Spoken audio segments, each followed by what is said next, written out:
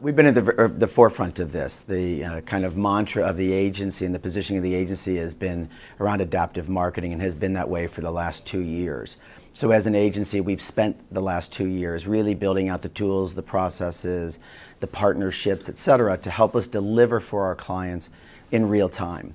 And a lot of that ends up being that we know there are opportunities that are going to come in the marketplace. We just don't know when they're going to come or what shape they're going to take. But having an organization that knows what to do when those opportunities are there, that ends up being, I think, the difference between winning and losing.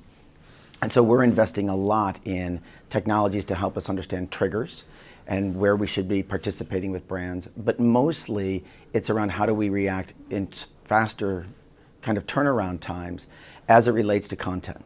And we've been partnering with a lot of new interesting companies around content and how do we create original yet very specific to a brand content to stay in the right voice.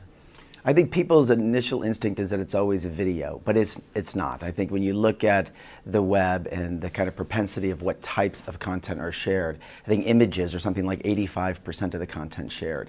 So we're looking at a lot of different firms that provide video in very quick, real time that we can then edit in 2 hours and be back in the marketplace within, say, a complete turnaround of 3 to 4 hours. So on the video side, that's very quick, but it's also on the image side, finding companies that can afford us different pieces of images around the marketplace that we can leverage, and taking brand assets and cutting them up in different ways so that we have access to different images that we can put a message around very quickly and get out in the marketplace. We decide to go with kind of fewer, deeper partners. Twitter's one, LinkedIn's another. We just ended up doing a very big deal for all of Group M around LinkedIn and how we can leverage the content in LinkedIn and the kind of thought capital that exists within LinkedIn.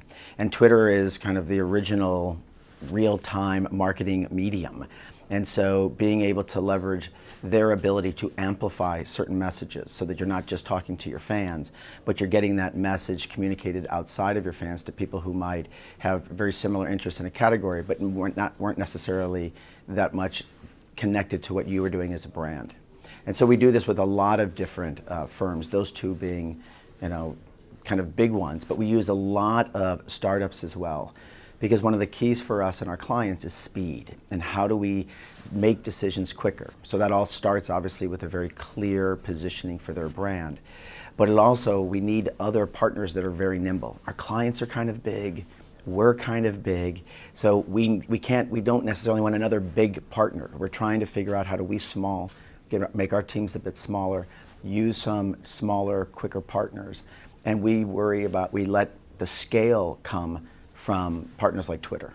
My sense is that everything is coming together, that it doesn't make much sense to have a digital media agency and a traditional media agency. So many of the partnerships need to be connected. The data flow, we've hired a chief data officer, and we've gotten so much more into data over the last 5 years, but understanding what's going on in the traditional kind of linear world and the digital world, it's so intermeshed that it doesn't make much sense to have two different agencies participating in that.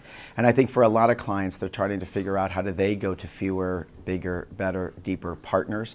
And Mindshare is very much a big part of being at the forefront of connecting digital to linear, as well as connecting performance to brand.